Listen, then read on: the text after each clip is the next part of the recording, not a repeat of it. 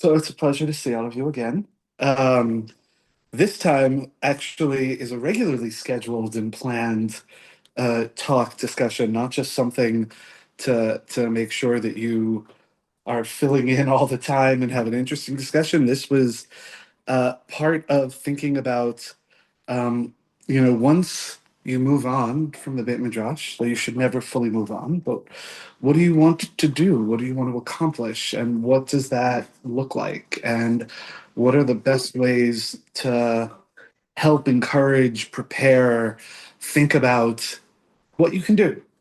So that's the idea behind this conversation. Um, I'll say just I know last time I described a bit about what I do and background, etc. Now let me share just a little more.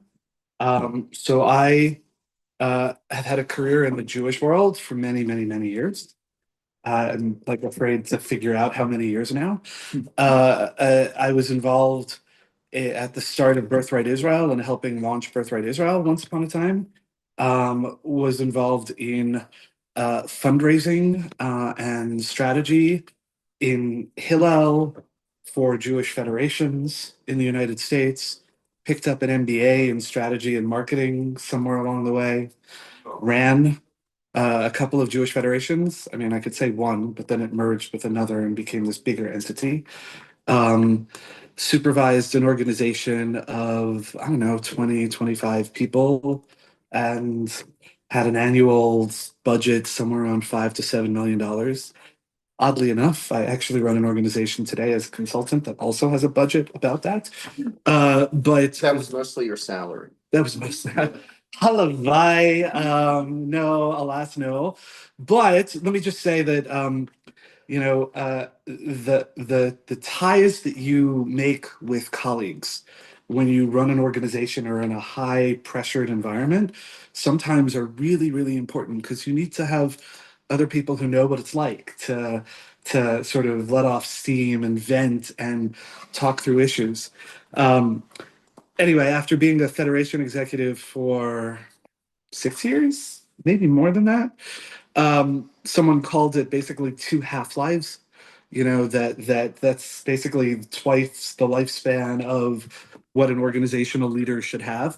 I went and I said, I'm going to do something else. I thought I wanted to do Israel travel. I still love Israel travel and bringing groups to Israel. It hasn't been the best time since COVID to be in the travel industry here. Before you go on, can you explain to me what federation is? I don't know. אוקיי. מה זה פדרציה? אוקיי. זה ארגון בארצות הברית, זה ארגון ספציפי? זה ארגון ספציפי, יש כמה, אבל במקום מסוים, באזור מסוים בארצות הברית. אז זה ארגון מארגן כזה. It's like an organizing framework for a lot of Jewish communities. There's about close to 150 of them across the United States and Canada. Most communities it organizes the Jewish community because they now have somebody that they're mad at. נכון, וגם פעם היה איזה ארגון יותר מרכזי מעכשיו, אוקיי? עכשיו כולם רוצים לעשות משהו שונה, משהו בנפרד, זה גם המצב פה בארץ, אבל עדיין הם ארגונים קצת יותר גדולים, הם נותנים כסף לעוד יותר ארגונים ועמותות בקהילות בארצות הברית. ואני לא בדיוק מאמין את זה עכשיו, אבל כשאנשים מדברים על מנהיגות, מי המנהיג של הקהילה היהודית בארצות הברית, again, I don't believe that's really the case, אבל אנשים חושבים על הפדרציה, זה הארגון הכי קרוב. They also specifically were organized in a way to get as many nitzigim, as many representatives from around the whole community to help raise money and do activities and prioritize, etc. So, was it specifically starting to fundraise like for Israel, or they pre-existed? Okay, so this is a great conversation, and I want to be careful about going too far down the rabbit hole, but it's also fascinating how times change and how the pendulum swings. So back when the Jewish community was growing in the United States, 100+ years ago. Okay, it started. You had all these welfare organizations and all of these other organizations, etc., that were starting and doing their own thing, and people said that's a waste of effort.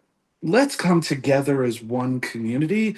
Let's have a central organization and fundraising campaign, use ksafim in the communities, and let's create one central agency. And that's actually how federations got started. A little later on, when Israel and Zionism became a real thing, UJA was founded, United Jewish Appeal. And UJA was Israel. And for many years, 30s, 40s, 50s, 60s, you had two independent entities. UJA isn't just in New York? Nope. Nope. UJA was national, and there were UJA chapters in most places where there were also federations. So they operated separately, a little bit of like coordination, but one was Israel, one was domestic. And then what happened in a lot of places, they merged. And then on a national level, they merged later on as well. And so it used to be that you would have federations that say half the money we raise is going to go to Israel because it reflects that original shituf pula, that original connection. And over time, that has evolved, eroded, whatever term you want to use, because Israel has become less central for many in the Jewish community in America, and there were other needs that have really grown and taken on priority. So it was, I mean, I'll say I loved it. I didn't realize how stressed I was until I left the job. Because you literally, everybody wants to talk to you, wants a piece of you, has an argument or complaint, or wants your help with something. And when you're in charge running an it's a lot to balance. And I'm not in any way, I'm not complaining.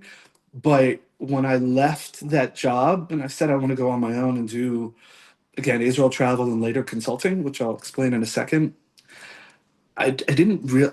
I am more on the antisocial scale. You know, I've done these personality tests, and it's funny because I in a federation role, I play social on. I joke, I play social on TV. I like everybody thinks I'm an extrovert. I'm not. I'm very happy being quiet in a room. I happen to like being in a very loud, big room on my own, doing my own thing. Like I will bring work to a bar and not talk to anyone in a bar. Like I'm just very happy being in my own little bubble. And it was only after I left the job that I realized I don't want to deal with people. I don't want to have to do anything. I don't want to have to show up at events. I don't have to. I just want to like. COVID was like a remarkable like tikkun for me because I got to be very much on my own, and now I'm a little bit more balanced. But anyway, that's federation, and since then I've done consulting. And when you run an organization, you learn what are the pitfalls, what are the issues, etc. And in consulting, I've been working with organizations in America. I still run, as I mentioned, a Jewish federation in America. That it's in Lakewood, New Jersey. It's like Ocean County, New Jersey, but the Haredi community has nothing to do with us. So what I call the traditional community is dying. Literally, the average age is like 85. Okay, but we have a huge program serving Holocaust survivors. So our budget right now is $7.5 million. That's the organization right now. It's When you say traditional community, you mean the non-Haredi? I mean the non-Haredi community because they're the new they're the long-standing community that was in that area before the non-Haredi is the non-Haredi before Lakewood sort of came into being and grew and it exploded. You know, so I deal a lot with strategy. I deal a lot with fundraising projects. I have been working increasingly with, I have many clients here in Israel, Amutot, many of whom want to raise money in America, but also have strategic issues and things like that. And I'm someone who very actively helps people thinking about careers in the Jewish world and transitioning from one role in the Jewish world to another or going into consulting. And that's part of what I wanted to talk about with you, because I have seen lots of the same challenges come up again and again, and the same sorts of questions. And I think that the idea of being a rabbi and also what does that mean different today? Some people go into the rabbinate not just because they want to be a teacher or a rabbi per se, but because it's also a means to an end. You know, I think thinking about how to have that impact is a really important thing to do. And increasingly, one needs to be intentional. One needs to be strategic and think in advance about the kind of impact you want to have, the kind of role, because all the traditional career paths are all messy now. Like the pathways are all musubach midai, and like people don't work. I mean, I worked for an organization for 10 and a half years, which was a long time. I know of nobody really who works for an organization for that long. And in a field with the federations, I was also another 10 years. Like, but people hop around, and some people say, I don't know that I want to be part of a bigger organization. I want to be more entrepreneurial. I want to do something on my own. And so what I want to talk today about is a little bit how to think about that. And I want to start by asking each of you a question. I don't have to put you on the spot. I mean, you're welcome. If you don't want to, I'll move on. But like, as you think about what you want to do after Beit Midrash Harel, what is it you want to do? What is it you might want to accomplish or achieve, or what kind of impact might you want to have? Open to whomever. And I promise I'm not gonna, not this time, I'm not gonna put anyone on the spot.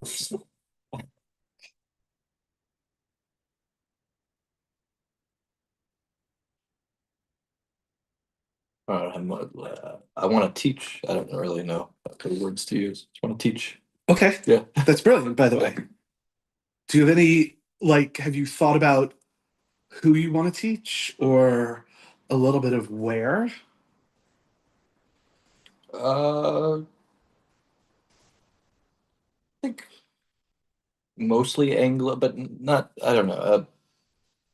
I think probably people that I generally am in sort of people that didn't grow up religious, people that are sort of finding Torah. Okay. Yeah. Okay. Amazing. I'll just say it's a fundraising technique that you learn along the way. When you make an ask, shut up and be quiet, and let the sort of awkwardness fill the room, because then it prompts other people to respond and say something. So thank you for perfectly Just like filling into that. Police do. They Police just let you know. interrogation. Yeah. Okay, I want to hear that story. No, it's from books. That's what you're many times being interrogated. Okay. You look at someone, and not to, and he's not here, but you look at someone like Rabbi Hefter also. Rabbi Hefter loves teaching. He was very happy teaching until he found that the kind of Torah that he wanted to teach didn't really have a home, you know, and it wasn't really a platform for, and so he said, I've got to do something that's going to create the environment that I want and that I want to create. And so, like, that's always an option. Even if you go in and saying, like, I want to teach, or I want to be a rabbi in a synagogue. By the way, synagogues are organizations that have their own set of issues and politics and dynamics. And so understanding how to think about organizations and stuff like that is really important as well. So, okay. So what it would be funny if my notes completely went away.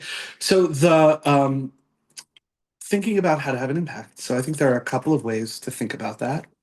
One of which is in terms of career path, you know, and do you want to work for an organization? Do you want to teach, etc.? Another one is, do you want to go on your own? What is it you want to do on your own? And how might you then go about being a Jewish entrepreneur in terms of doing that? So those are two paths that I want to cover, talking about organizationally and talking about individually, and then start getting into the weeds. But I want to share sort of a document that I use a lot with clients because I think it helps break things down in an interesting way. I'm a believer in problem solving, and that every organization is there to do something. It's there to accomplish something, and most often it's there to define a problem or meet a need or address something. And in order for someone to be effective, when I say someone, it could be an organization, could be an individual, etc. I think it's important to think through some of these steps. All right. And again, this is tailored to my universe in the nonprofit space, but it's the understanding of what's the problem? What are you trying to solve? Okay. Theory of change. I like that term. It's a buzzword, but it comes down to what's the solution? Why is that the best solution? Why are you in the best place to deliver that solution, whatever that is? And again, I think that works certainly from an organization, because if you have someone who's a funder, a sharp funder, they're going to want answers to those questions. Sharp or sharp? Sharp. Shark works too, actually. No, that's love that too. But by the way, love Shark Tank. If you watch it, like regardless of what location, Israel, United States, etc. But they get at this. These are the questions that they're asking. Like, why is your solution better than anybody else's? Why should I fund you as opposed to someone else down the road who's doing the same thing and says they're doing it better? And I find that with a lot of organizations that I deal with that are, and I'm going to give an example that's going to be a loaded example, but sometimes they haven't thought this through. They got into something because they thought it felt right and they thought it was a need, and they got other donors and people excited, but it may not be the best way to address an issue. So someone approached me, look, after October 7th, a whole bunch of things were needed, and the infrastructure here, however you want to look at it, was not ready for that. But after October 7th, a lot of organizations started to help soldiers, reservists who are dealing with PTSD, who are dealing with this struggle, that struggle, etc. And they all, especially for donors and יכולים, feel really good, and some have really amazing stories. But have they all gone through and said, what are the needs? Are we really addressing the needs in the best possible way? And I'm saying this because someone asked me the other day about, and I know this as a consultant, I know this as a funder because the federation I work with has funded a number of organizations here. Someone approached me with an organization that had this really amazing website with some awesome videos, and it talked about housing needs of people after they served, etc. And I couldn't figure out from looking at it what the real problem was, other than sometimes people have challenges affording homes or getting homes or whatever.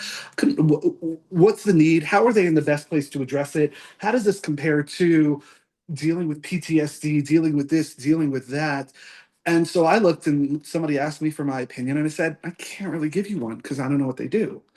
All right. So I bring that up because, again, this issue of, it's not just what the problem is, it's why you potentially are in the best place to address that problem, have an idea or a solution that's the best way to do that. Here's how you're going to see what the results are. Here's how you're going to be able to then say, wow, we did a great job. And that's also the question of, what's your value proposition? Why are you in the best place to do that?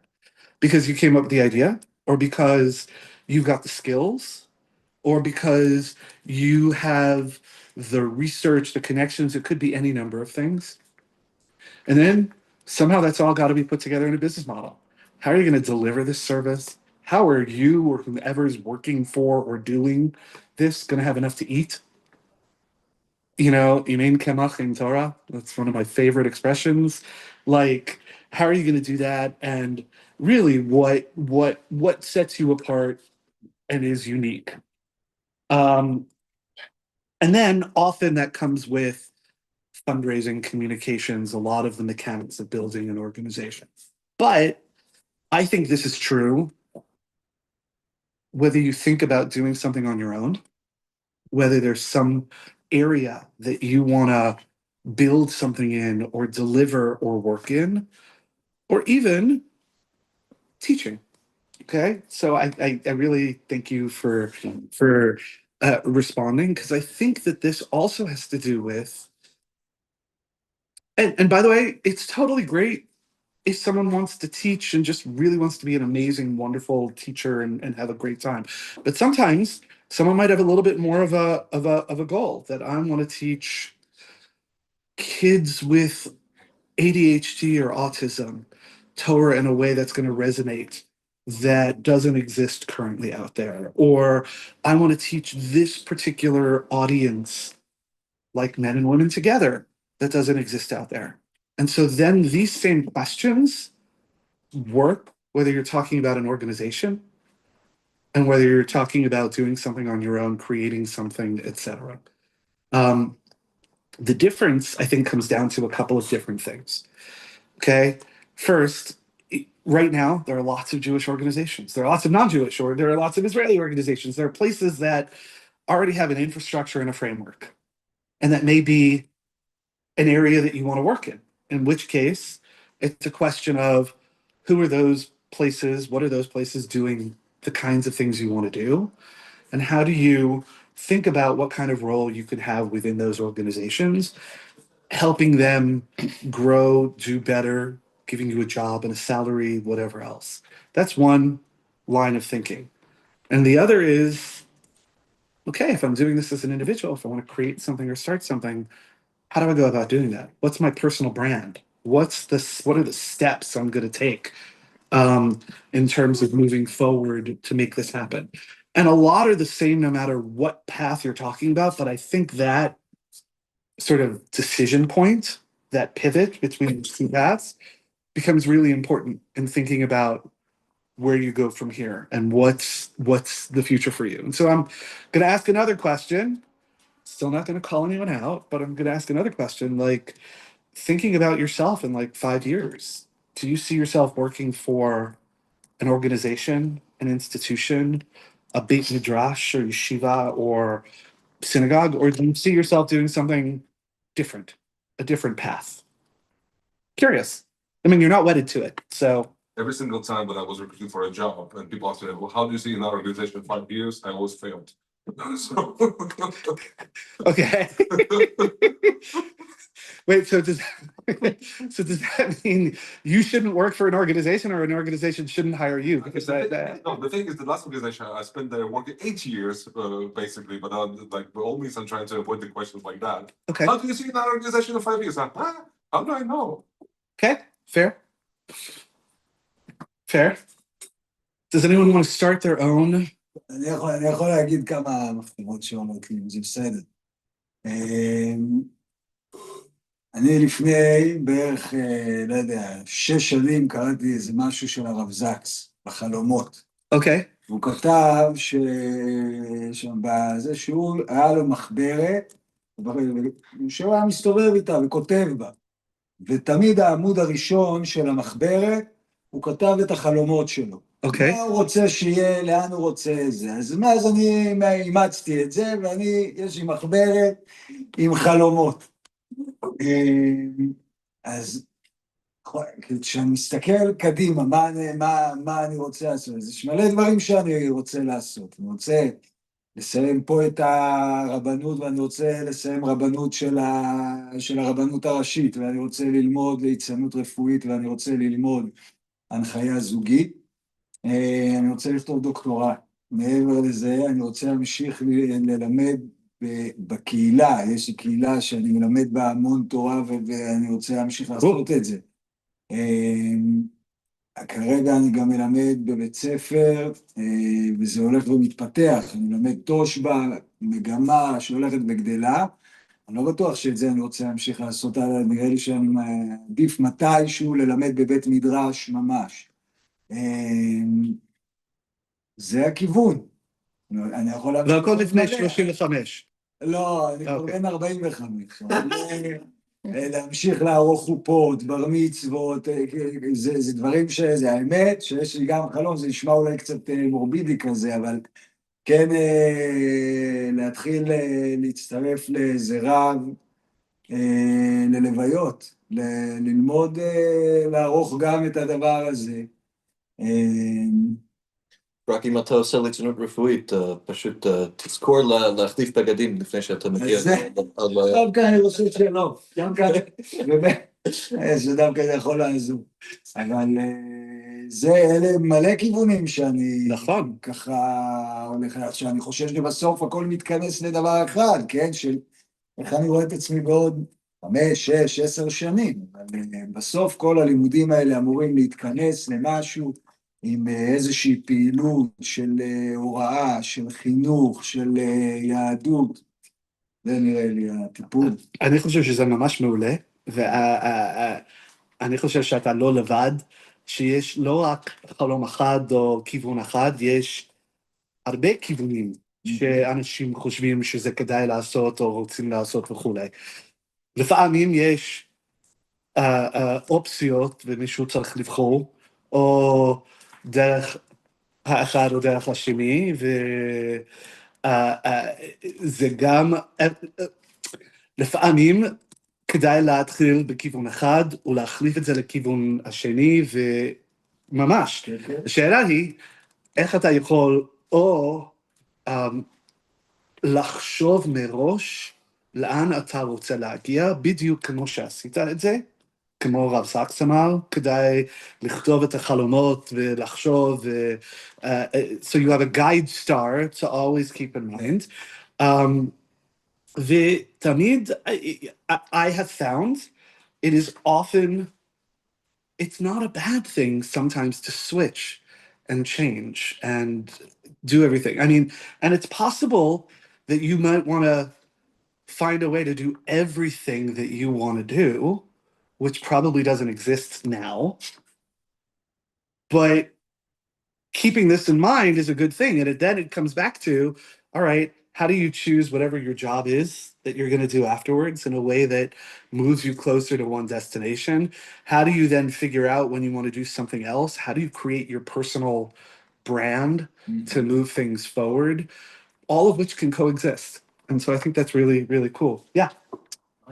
Sometimes if you want to get to a destination, you need to know על איזה חלומות לוותר. אם אתה לא מוותר, אם אתה רוצה הכל או כלום, אמרתי שתי האופציות. אבל אפשר לוותר כרגע. אפשר לוותר על שעות שינה. שעות שינה, ודאי, תמיד אפשר לוותר, ואפשר לתפקד מצוין. לא תמיד יכול לוותר על זה, להגיד האמת, אבל אוקיי. אבל לפעמים יש אנשים שהמאבק שלהם זה על איזה חלום לוותר. כן. ואם לא עושים את זה בזמן, זה כבר... יש לי כל כך הרבה חלומות, התייאשתי. אז איפה, כל אחד על הרצף של זה, עכשיו כאילו... What was most difficult for me growing up, actually, and it's a whole other story, is actually when I was also deciding to be religious, was I wanted to do it all, I wanted to do everything. And Who doesn't want? Exactly, until I realized I simply can't, and that I have to choose what's more important to me, or if it's not, זה לא רק שזה יותר חשוב. מה אני רוצה לעשות או להתחיל קודם כל? You know, again, you can always switch paths, but have to make choices. And I worked with... Choices, it's hard. It's very hard because it's to say no to a dream. Yes, I'm working with someone now who's brilliant, who has a lot of things that they want to do, and has a really hard time putting some of them off to the side. And my role with this person, I'll just say this, whatever. There are different types of consultants out there. There are people who are professional coaches who really try and encourage people to make their own decisions and work things through, etc. I'm not that. I was very clear. I said, I'm going to help you move this project, this thing forward. And it's not going to be easy. And I'm going to be very direct. And I find part of my job is basically framing choices. Said, you could make this choice and move forward on this thing that you've said you want to, or you can continue doing this, this, and this and waste so much more time. I don't have time for that. You don't have time for that. So the issue of making a choice, sometimes if you don't make a choice, you can't move forward. And I think that's right. I'll just also say, when I was starting out professionally, I knew בערך מה רציתי לעשות עם החיים, אוקיי? לא ידעתי בדיוק הכיוון, או האם אני רוצה לעשות את זה או את זה. My life has been very fortunate. Things have fallen in my lap at the right time. But I also think it was because I had in mind, this is the kivun, this is the direction I want to go, even if there weren't the specifics. And things open up as you go forward, especially if, I keep saying this, this language of having your own personal brand. Okay, like even now, when you are, I don't know, building families, learning in the Beit Midrash, etc. You're doing things that define who you are and set you apart. Maybe you wrote this amazing Dvar Torah that really conveys, maybe you do Divrei Torah every month. You know, it's not a bad idea to think about how do you share that? Like from a simple, what's your website, what's your Facebook page, what's your Instagram page, to always being more thoughtful. Like there was a period where I wrote a column every week for about 4 years. And it was great. And had I really wanted to continue down a certain path, I would have said and continued with it and built a following and had people who knew who I was, even without having a more specific agenda, but because then people know me and it helps advance the message I want to convey and what do I want to achieve. So one of the things I'll say, regardless, is it's really worthwhile thinking about your personal brand. What are things that you are proud of that's worth sharing, and start sharing it. I mean, on whatever social media, on whatever page you have, definitely worthwhile. Can I add to that? Please. One of the things that I do is I run a women's learning community, and we're always looking for teachers.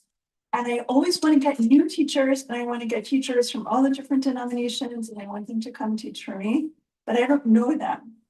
So I'm always looking for who can, like, we have a subject, and I'm always looking for who can speak on that subject. And there could be 20 people out there who could be great at teaching that subject. But if I don't know them, like if I do an internet search and they haven't written anything about it, I don't know them and I'm not calling them. And I would love to have them, but I'm not going to know them until they got a name for themselves. אני יכול כן, כן. להגיד משהו. What's the name of the program? Sviva. What's it called? Sviva. Sviva.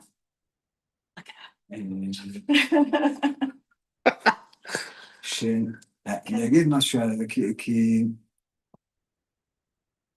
כדי לעשות, להיות בפייסבוק ובאינסטגרם,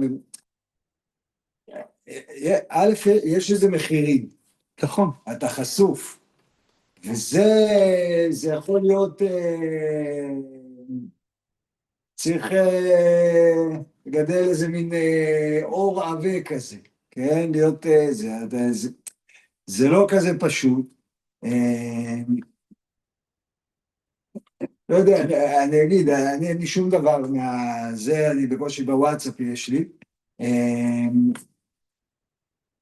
ולפעמים אני מרגיש, לא יודע, אולי אני רומנטיקן כזה קצת, זה שלא יודע, הבעל שם טוב לא כתב שום דבר. הוא לא, עכשיו אני לא בעל שם טוב, אבל התורה שלו עברה בעולם. אבל, okay, התורה שלו עברה בעולם. היא נראית... okay, great, but the Baal Shem Tov already came with followers. He was in a system where we already had followers.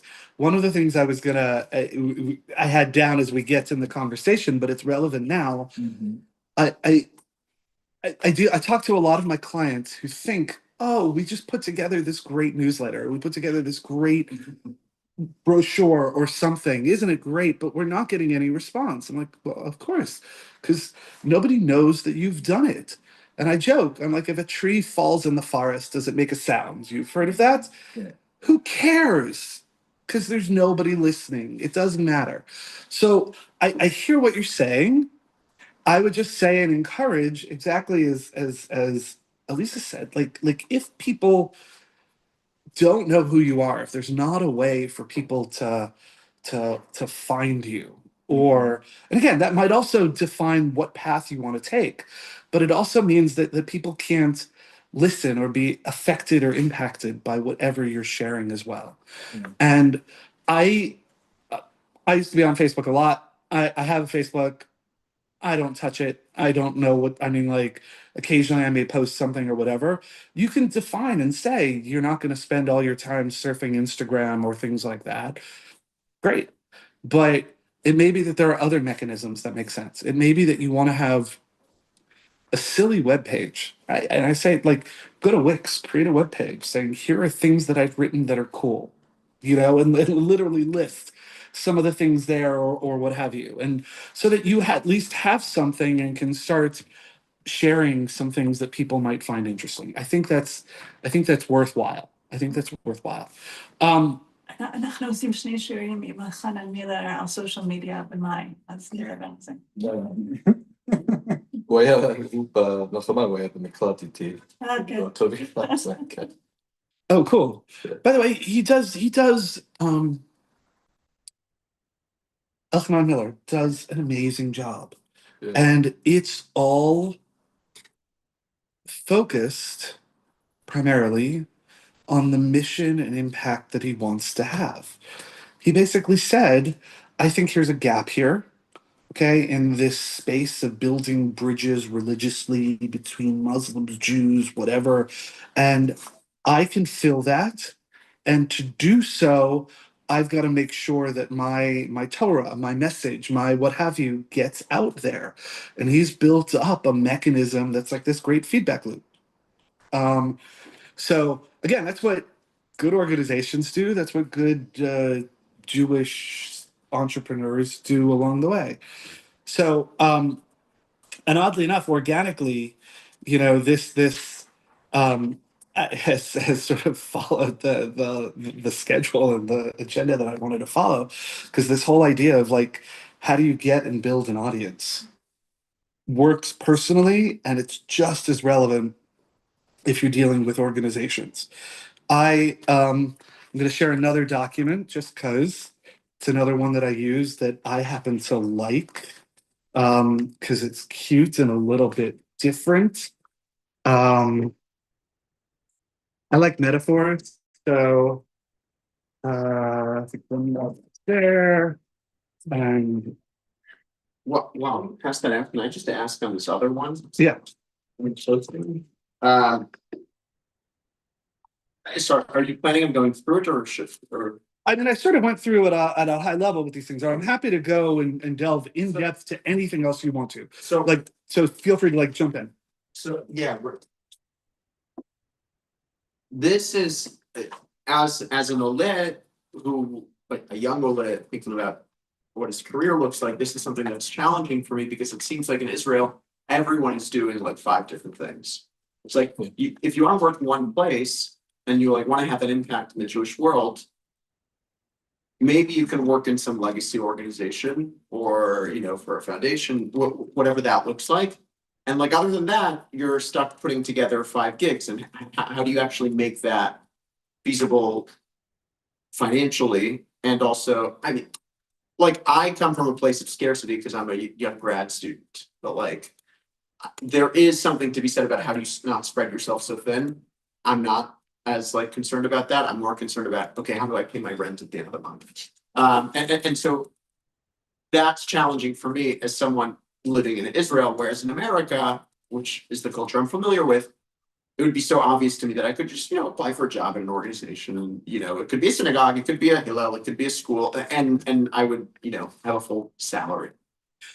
I think that's a great point.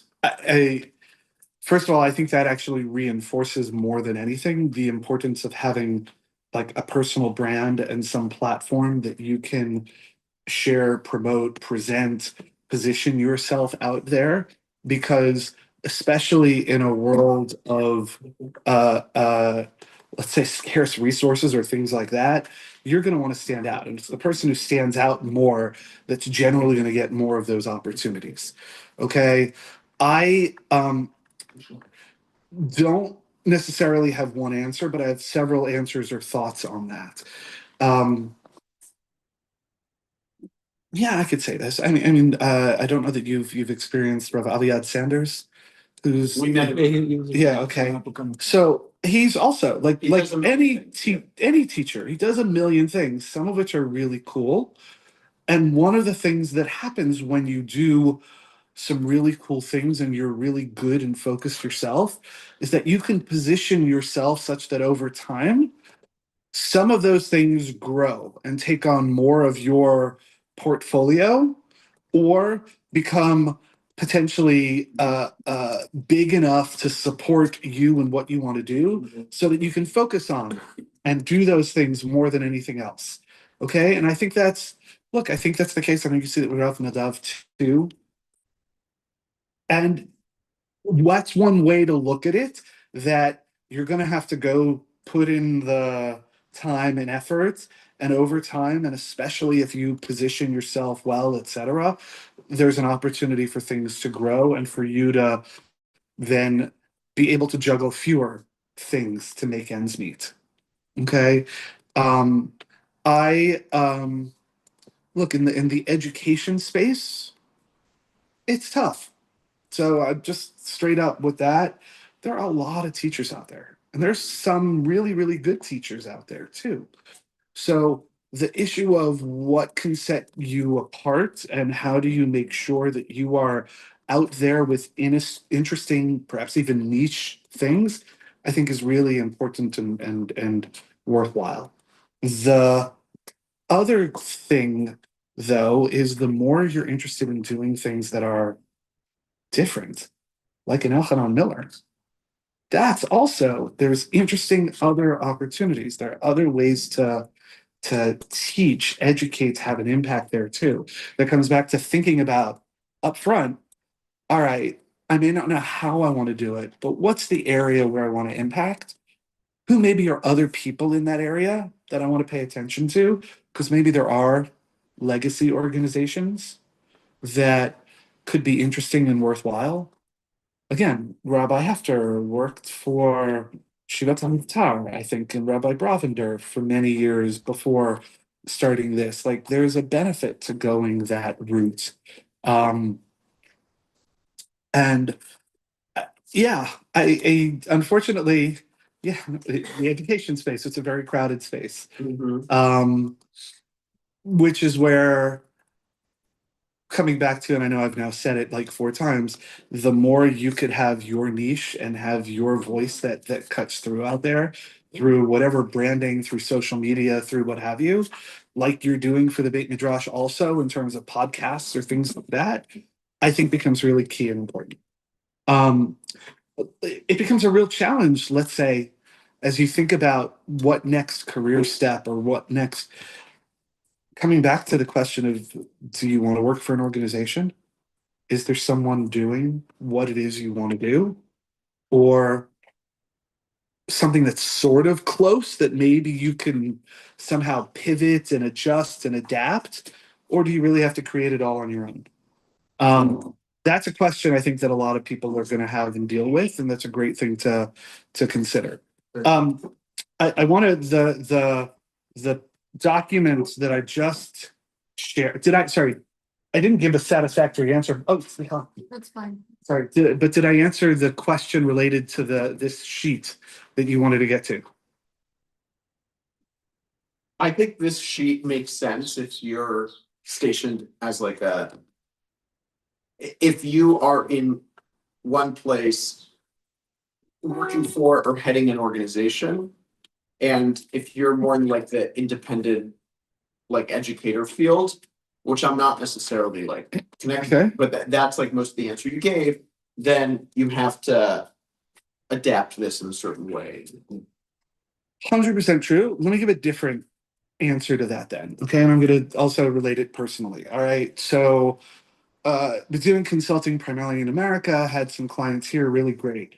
Since I knew I wanted to spend more time here and officially made Aliyah, and also because the wonderful dollar is not so wonderful anymore, I very clearly several months ago said I want to grow my client base in Israel.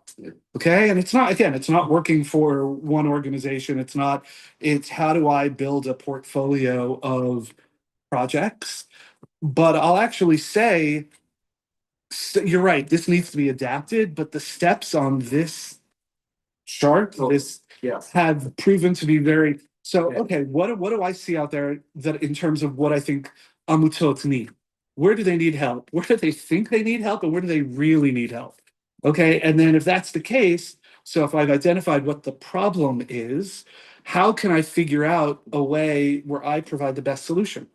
What is that? How can I figure out a way that I could then sell that, promote that, share that? And then how do I make sure that I'm talking to the right people who might be interested in this and networking through it? So you're right. I think this needs to be adapted, but this sort of methodology of thinking could work for an educator as well.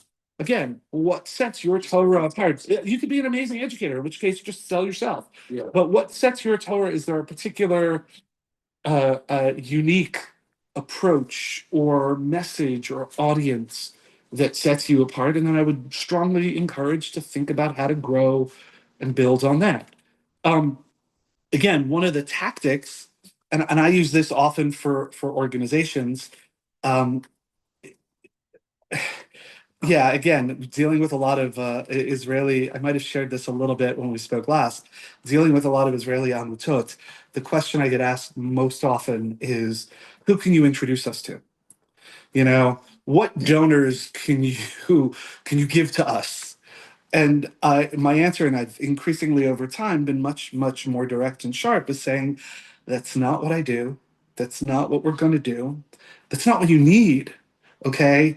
And it reflects, I think, a whole history of transactional relationship between the diaspora and Israel and things like that. But what I do think makes sense, and I think it works also as an individual, also if you're really looking to date, but also as an organization, thinking about how do you present yourself.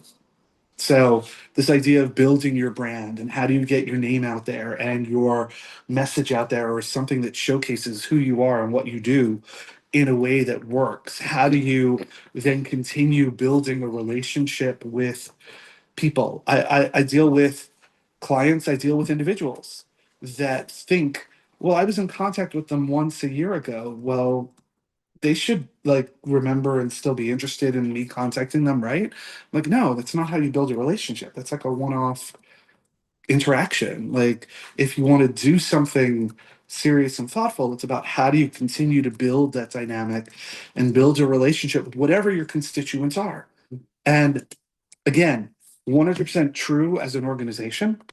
This is what I think organizations need to do well and better, and in terms of communicating, etc. But I'd also say, with you as an individual, with you as a teacher, with you moving forward. So yeah, please.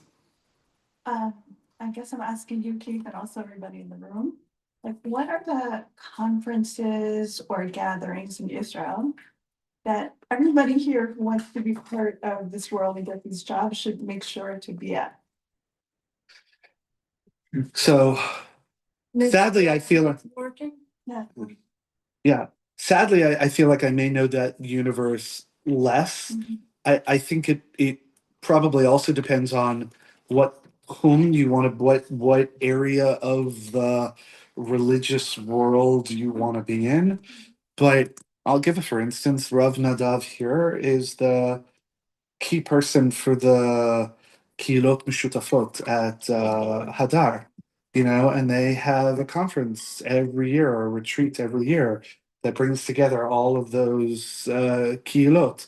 And so that's actually one way to think of it.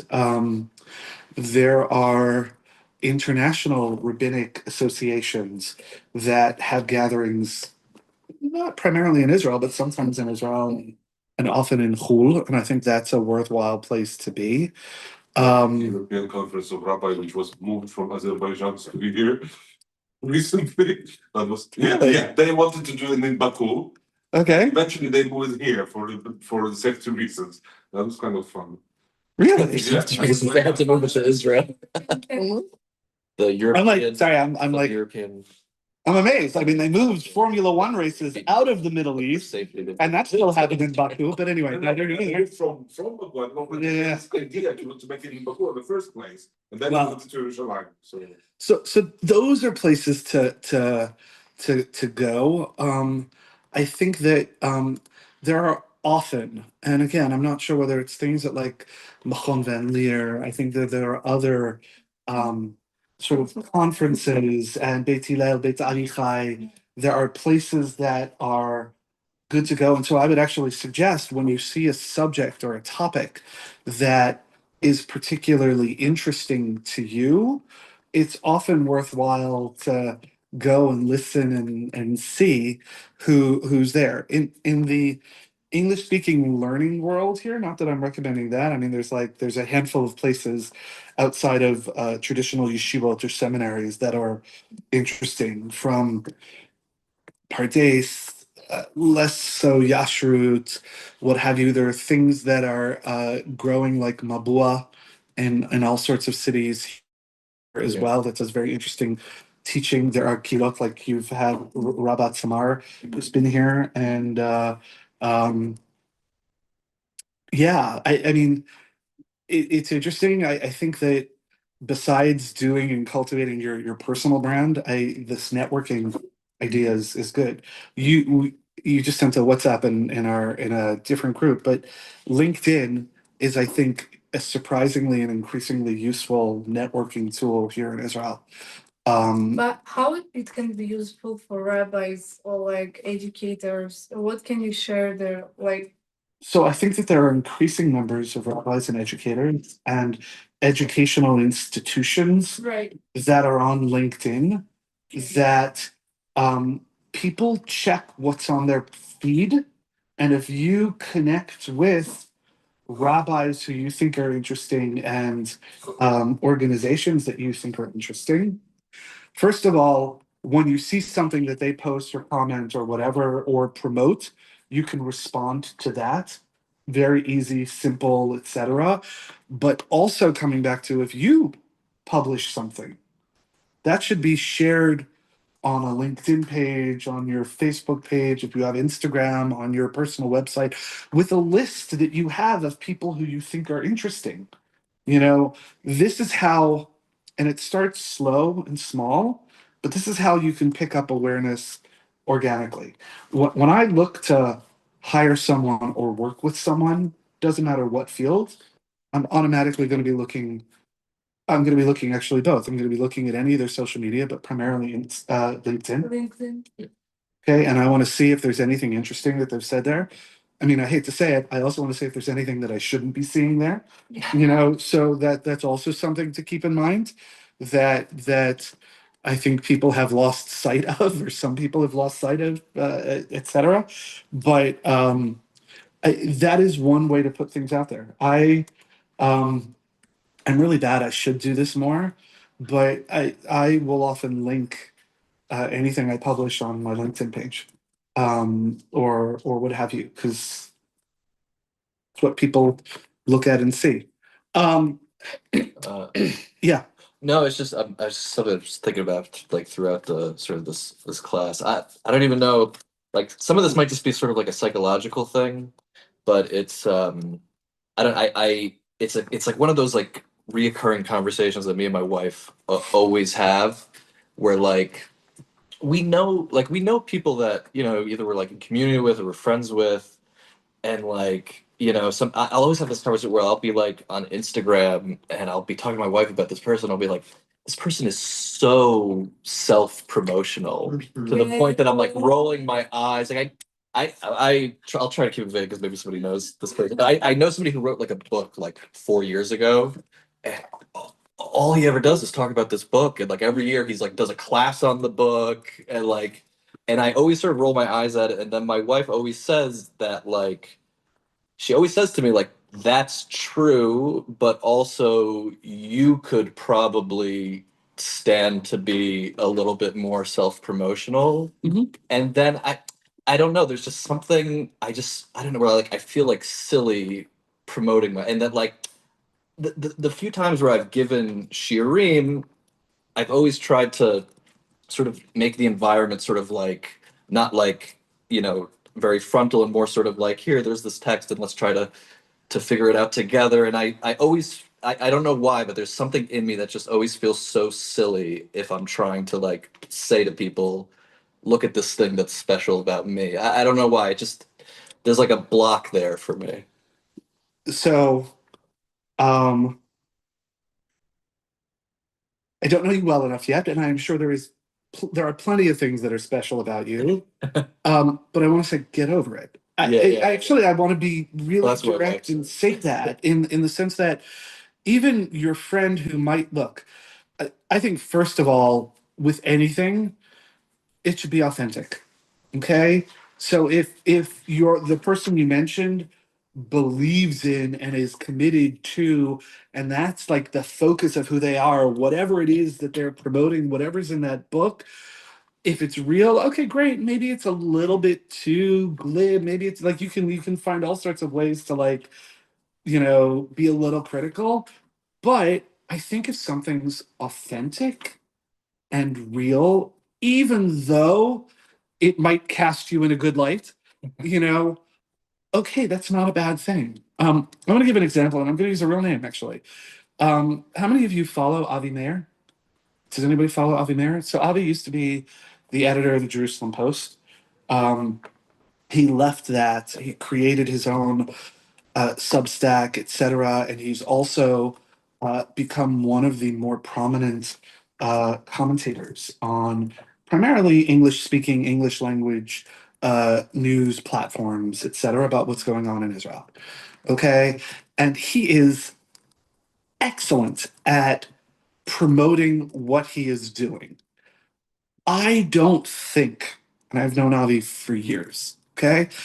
I don't think he's doing it because he personally craves the spotlight and the attention and whatever else. He has said, I have a message, I have a voice, I have a particular skill set that's incredibly needed right now. And so I'm going to do what's needed to solve for that problem out there. And part of that is, yes, he's got to position himself, but it's not because, again, he wants the spotlight. It's because his voice really does make a difference when he's on CNN or Al Jazeera or whatever else. And again, you can look him up, Mayer, Avi Meir, like just as an example. I think he does a phenomenal job. Okay, I wouldn't necessarily want to pay his speaking fees. Like if you go to his website, again, there's promotion there and someone has to earn a living, what have you. But it's done in a thoughtful way. Like if educators had this kind of money, they should create this kind of like website and do their classes and present things and whatever like he's doing. It's the right idea. And so I would encourage you to overcome that hesitation and also feel very good. Like you should want to have something that you are special at and that is unique to you in terms of your teaching, your Torah, whatever else. Again, not just so that you can be different, but because presumably that's adding something unique and important that isn't already widely spread out there. So I think that's really important. So this idea of positioning yourself is important. I'd also say And I know this seems like a real burden or hurdle, but it's actually not so difficult to do, like the cultivating relationships and communicating with people. You know what? I would suggest, like, I think Facebook tries to do this. I think it does it in a poor way, and I'm not sure everybody wants to be on Facebook. But how many of your friends and family know what you do, what you've been learning, what you're interested in? Okay, the idea of sending a note once every other month or before Chagim to people that says, hey, just been thinking about you. Again, you've been thinking about a lot of people, so you don't have to specify. I just wanted to share with you some of what I've been doing the past several weeks, or what some of the things that I've sort of thought of or accomplished. The idea of now thinking for yourself, okay, who would you want to send a note like that to? And how do you keep track of those people and actually doing it in a way that's kind of interesting, I think is not a bad thing to think about, because it's about what's a mechanism to communicate with people. I'm not sure I'd create your own MailChimp or constant contact list yet, but the idea of getting in the mindset of who are your contacts, what do you have to say to them, not a crazy idea. Or you can figure out who in your circle, like your wife, right? Maybe you don't want to post it, but maybe your wife posts it for you, or she sends it. So like, yeah, I'm really proud of Matthew. Like, look what he did. Yeah. I will post it. I should have worked. What about you? I have worked in Russian family and like Great. Russian and it's Doing such social a media not for Russian her. culture. And he always like, wants to share and what say, "Okay, look I'll at post it. me." I'm so proud of me. I did that. Especially if you are learning like Orthodox asmacha for women, and you're coming from like Lubavitch family. So I understand what about you're speaking, but I don't know how I can make it more authentic and like natural.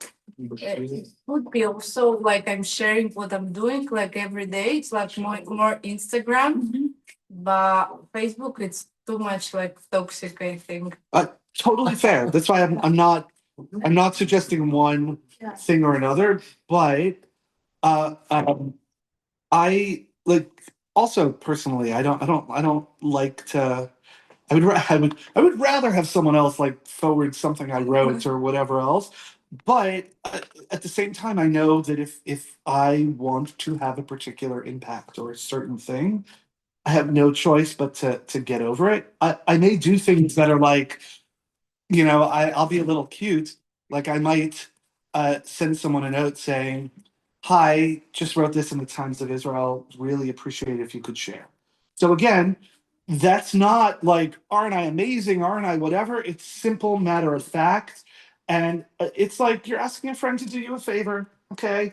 Or I've been known to write this on Instagram or something like that. I'll say something like, I did a thing. That's me being cute without like trying to like, but I do, and I understand that that especially Russian culture, but not just, you don't want to call attention to yourself. You don't want to be, but at the same time, if you want someone to understand what you do and why that is special or unique, or position yourself for a future job or a future role or for something you want to do, it's important to be out there in some way. Sorry, Lisa. Just gonna say, and Esther, I think you'll agree with me that like it's good for Harel to know what you're doing, and Harel would love to promote everything that you're doing. So, right? Yes. So if you're doing something or you wrote something, you should send it to Esther, right? And Esther will make sure that it's out there, and it helps Harel to know that as well. 100%. I'm also going to say vice versa. So when Harel publishes something like's going to happen soon for Shavuot with a reader of some of Rabbi Hefter's articles. And all of our Divrei Torah for the bar, everybody's running into our Torah for the bar. Amazing. Yeah. So those are going to be great things to share and promote. Okay. So I want to just wrap up in a couple of minutes, and if there are questions, happy to talk, etc. I just want to jump and say that if every single person here posted for all of our friends for every week of the Divrei Torah, it would be amazing. We could have real impact. So everybody just post. Just not close for now. לא, אני מוכנה לשתף בשם כולם, אבל את שלי פליז לא. לא, אפילו אם הם עושים את זה? אפילו אם הם עושים את זה, למה לא? זה קרינג'י. לא, אבל אני גם מרגיש את זה, אבל... All right, we gotta really work. So then the next point I'm going to make is it's definitely going to be a bit of a perhaps a challenge for some people. Often, especially if you're creating your own organization or thing, it also has to do with raising money. And maybe we'll have another conversation about what that means, what that looks like, and how to do it in a way that is thoughtful and makes sense. But look, I think that we've touched on a lot of different areas here. I think the question of, and you said it best, you know, like what are your dreams? What do you want to do? What do you want to accomplish? I think a thoughtful understanding of what you might have to offer and how you can share that are really important things. And then to start thinking about, are there organizations, and maybe start learning about and connecting with those organizations? Are there people who do things you want to see and might want to engage with?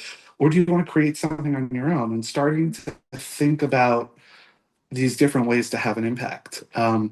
And happy to talk through, happy to brainstorm, happy to do anything beyond that. And wanted to leave some time before the next class. But do you have any questions or other things you want to talk about or cover?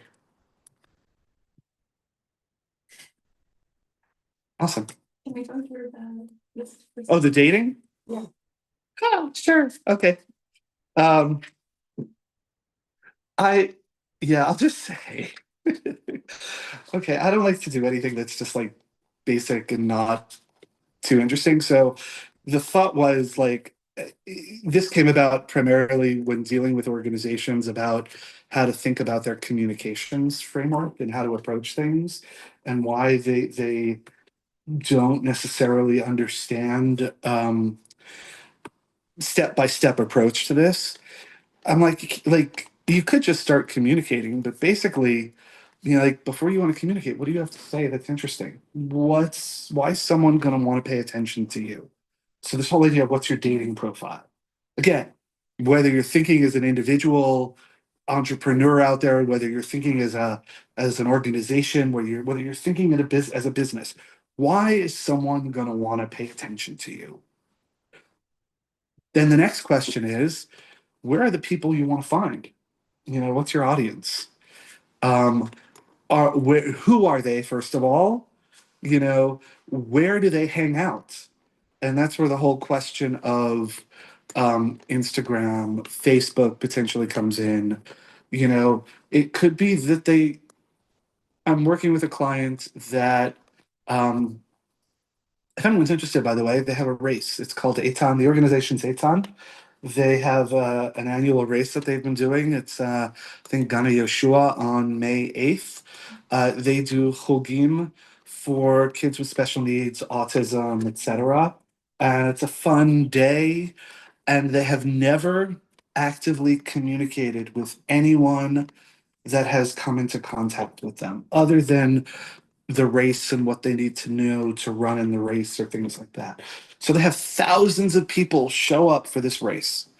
Many people come because corporate sponsors give their employees, hey, you get a Toulouse, go have a free ticket, go have fun.